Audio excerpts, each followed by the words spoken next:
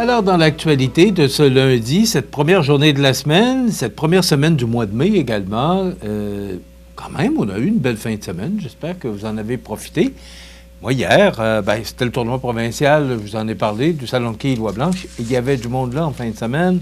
Je suis content, belle organisation. Bravo à Mathieu Caron, Gérard Bois aussi, là, qui en est le gérant, et tous ceux là, qui ont participé, parce qu'il y avait 58 équipes. 58 équipes de 4 joueurs. Alors, si vous faites la multiplication, ça veut dire qu'il y avait 230 joueurs, à peu près, là. C'est quand même beaucoup de monde.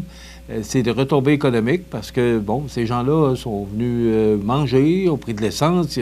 Alors, une belle activité et ça termine la saison pour les skieurs là, avec le tournoi provincial, dont la plupart se retrouveront sur le terrain de golf au cours des prochains jours, voire des prochaines semaines. Mais quand même, on a eu une belle fin de semaine. C'est encore très beau à l'extérieur. Je demandais justement à Jean, avant d'entrer en onde, à savoir la température qu'on nous prévoit pour les prochaines heures. Puis, c'est un ennuagement. Là. Il y a 60 de probabilité de précipitation là, en fin de journée. En tout cas, si je me fie aux annonces à long terme, c'est pas tellement de belles semaines qu'on nous prévoit, mais ça peut changer, puis on peut se tromper, puis on va l'espérer.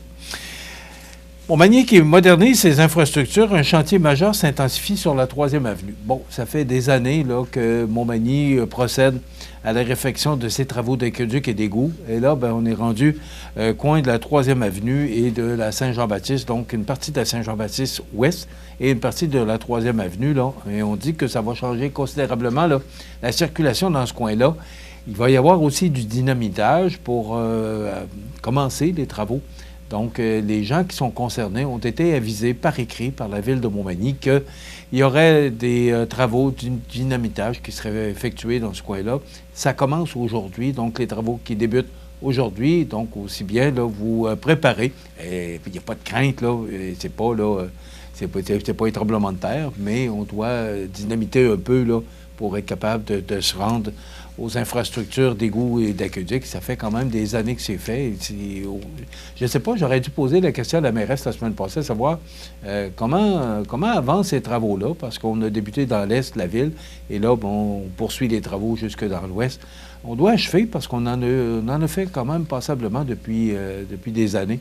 Alors, tout ça pour vous prévenir que ces travaux-là vont débuter, en fait, cette semaine, aujourd'hui. C'est un investissement de 2,1 millions de dollars, dont une contribution de 1 million de dollars provenant du programme d'infrastructure municipale d'eau, mieux connu sous le nom de Primo 2023-2033. Donc, au-delà de la mise à niveau des conduites d'aqueduc et d'égouts, cette initiative vise à renforcer la résilience du réseau face au changement climatique. La modernisation des infrastructures permettra de mieux gérer les épisodes météorologiques extrêmes de plus en plus fréquents. Donc, en optimisant et en séparant les réseaux, la Ville souhaite réduire les risques de débordement, de refoulement et de surcharge tout en protégeant les milieux naturels environnants. Donc, ça débute aujourd'hui. Et aussi, Jean me faisait remarquer, vous avez dû remarquer qu'à côté du McDonald's, on a installé des barrières, des clôtures pour barrer une des entrées pour se rendre au cégep. Si vous vous souvenez, on vous en a parlé récemment, c'est une résidence, la résidence du cégep, qui doit se construire prochainement. Donc, possiblement, ce qu'on pense, c'est que les travaux débutent là, au cours des prochains jours pour la construction de cette résidence qui pourra héberger des étudiants qui viendront de l'extérieur. Et d'ailleurs, voilà la photo. Ça va être beau. Hein? Moi, je trouve ça beau comme maison ou comme résidence. Alors, ce sera aux côtés là, du cégep, entre le cégep et le restaurant McDonald's. Et pour ceux qui s'en souviennent, parce qu'il y a des gens qui sont allés à l'école, ça s'appelait l'école Notre-Dame, je pense. C'est comme ça que ça s'appelait. Il y avait une école là, parce que vous savez, dans les années 70, on n'avait pas la polyvalente. Donc, où est le cégep, c'était l'école secondaire.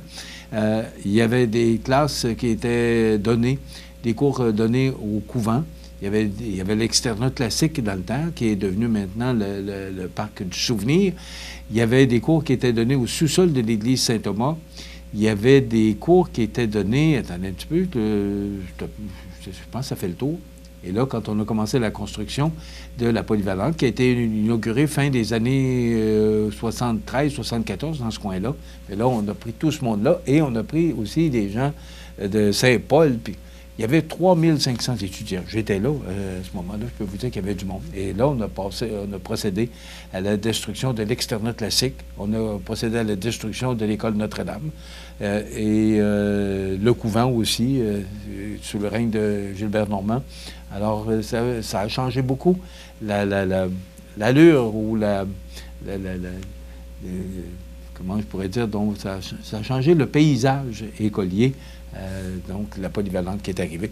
Et là, ben, dans quelques temps, on va procéder à l'appel de terre pour la construction du complexe sportif Promutuel. Donc, ça aussi, ça va changer passablement le paysage parce que vous allez voir que lorsqu'on va construire la salle, qu'on va rénover, pardon, la salle Édouine Bélanger, vous allez voir que le paysage de l'école va considérablement changer. Donc, tous ces travaux, là, tout ça est positif pour notre ville.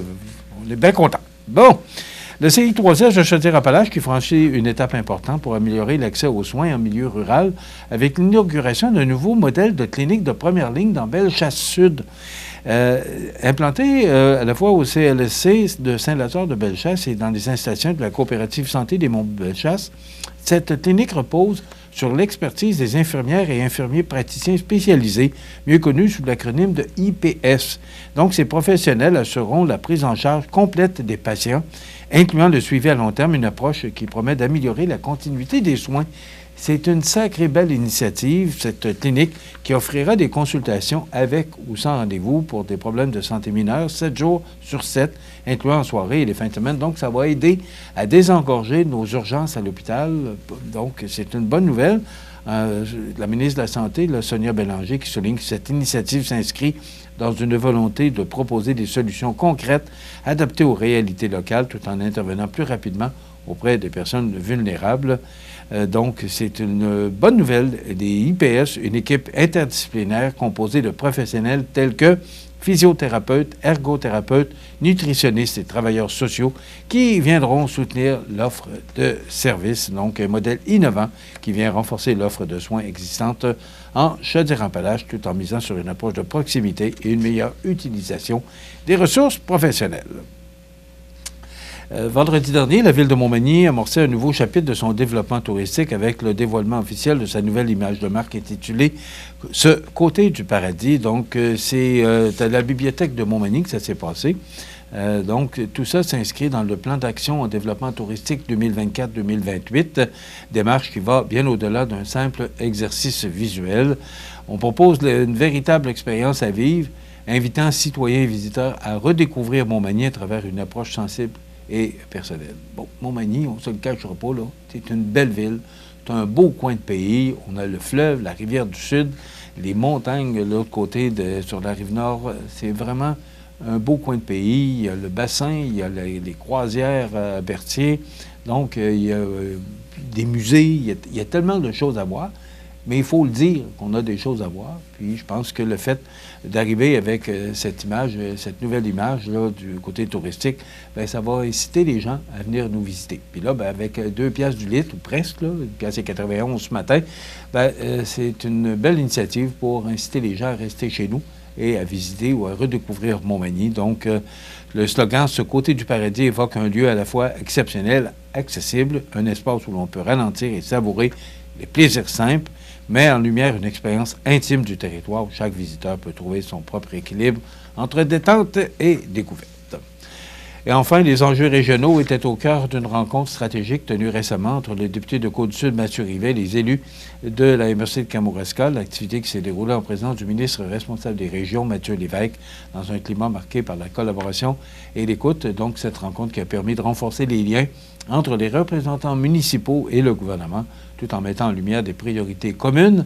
Parmi les sujets abordés, notons celui du développement régional, des infrastructures, l'attractivité des milieux et la vitalité des communautés, des enjeux bien connus, mais qui exigent, selon les participants, une approche concertée pour générer des résultats concrets. Donc, vous savez qu'on n'est pas en période électorale, mais à partir du 12 juin, on le sera, parce que ce sera la fin, on va cesser de siéger à l'Assemblée nationale. Et là, ben, on va se préparer pour les élections du 5 octobre. Donc, M. Rivet, qui, on peut le croire, et même tous les députés ou les gens qui sont concernés sont déjà en campagne électorale, même si on ne le dit pas, puis même si ce n'est pas officiellement démarré. On s'en va vers ça. Le 5 octobre, il y aura des élections. Est-ce qu'on pourrait assister ou est-ce que Mme Fréchette pourrait être tentée de devancer les élections? Peut-être. C'est un point d'interrogation, question qu'il faut se poser. Elle a le droit de le faire, mais normalement, c'est toujours à date fixe aux 4 ans. Bon, je ne sais pas si vous avez regardé le Canadien hier, tout un match, qu'on soit partisan ou qu'on ne le soit pas, on ne peut pas rester sensible au fait que c'est payant pour les commerçants, c'est payant pour... Au niveau de l'économie, là, c'est extraordinaire comme retombée. On en parle justement dans le Journal de Québec ce matin. Une série lucrative pour les restaurants et les bars.